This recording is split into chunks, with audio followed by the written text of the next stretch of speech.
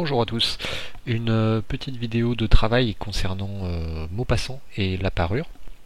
Je fais une petite parenthèse que cette vidéo est actuellement tournée en période du coup de coronavirus. Elle resservira certainement pour des élèves d'autres années.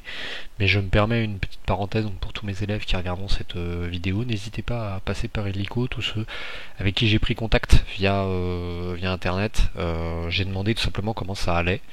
N'hésitez pas à me répondre, on n'est pas là que pour parler travail, on est là aussi pour raconter un petit peu comment ça se passe. C'est une période très particulière, vous êtes confinés chez vous et moi aussi, et il faut pouvoir communiquer, il faut pouvoir en parler. Donc moi je vous donne du travail et je vous aide à faire le travail, mais pas seulement.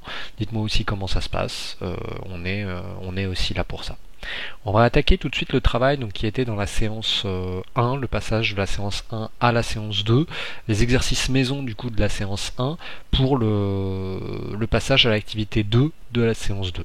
Donc pour ça il fallait aller dans le manuel, il fallait aller page 142 du manuel, où vous trouviez l'incipit, c'est-à-dire le début du texte. Alors ça, par exemple, n'hésitez pas à le noter sur votre cahier, on l'avait déjà vu, l'incipit c'est l'extrême début d'un texte, c'est-à-dire que c'est ce qui va permettre de présenter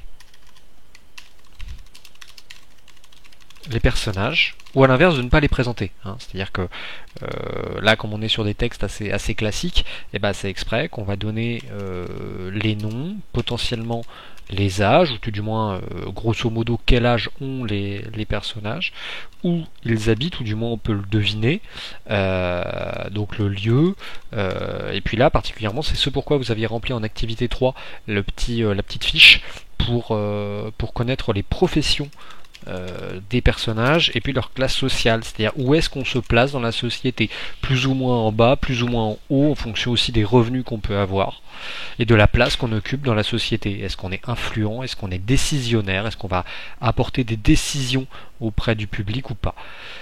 Voilà pour ce que c'est qu'un incipit. Donc dans le texte qui vous est proposé, donc là en fait vous pouvez le retrouver, le texte, moi j'ai tapé la parure Maupassant sur internet, c'est un texte qui est libre de droit, donc vous avez le droit de le retrouver n'importe où. Vous voyez là par exemple sur ce site là, et ben vous l'avez en entier, vous avez vu, c'est pas compliqué, je refais la manipulation, vous êtes sur Google, vous tapez la parure Maupassant. Vous allez sur le premier, puis en plus c'est pas très long à lire.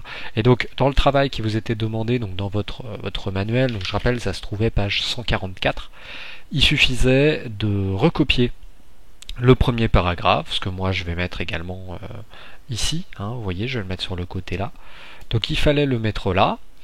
Et puis il fallait, donc si je reprends ce qui était proposé, souligner les marques du féminin et du pluriel. Alors, dans la correction que je vous avais proposée, je crois que j'avais mis que le féminin.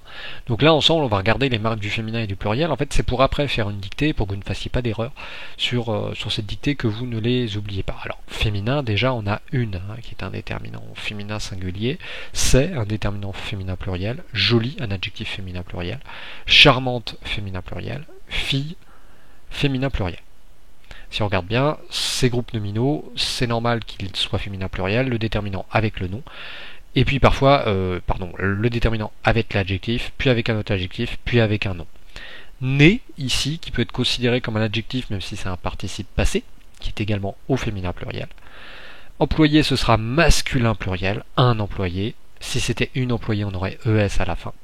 Pas de dot, ce mot dot a peut-être besoin d'être expliqué, donc notez-le bien sur le bord de votre cahier. La dot, c'est, donc ça vient, on retrouve aujourd'hui les mots dotation, le verbe doter.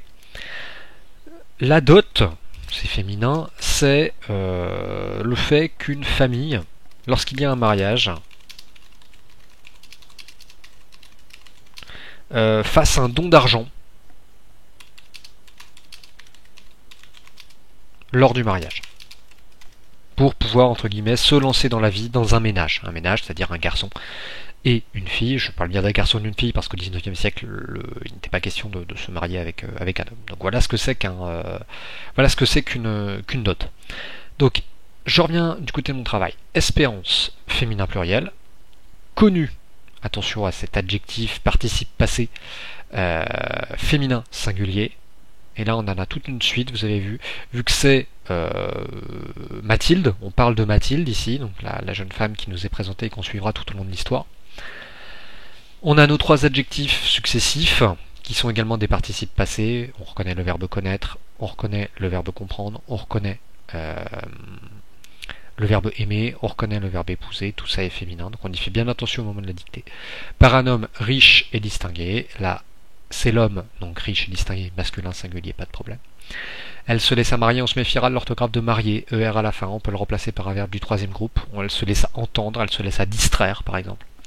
Faites très attention ici, hein. Soulignez-le, mettez-le en gras, surlignez-le. Un petit commis du ministère de l'instruction publique, pas trop de difficultés là-dessus.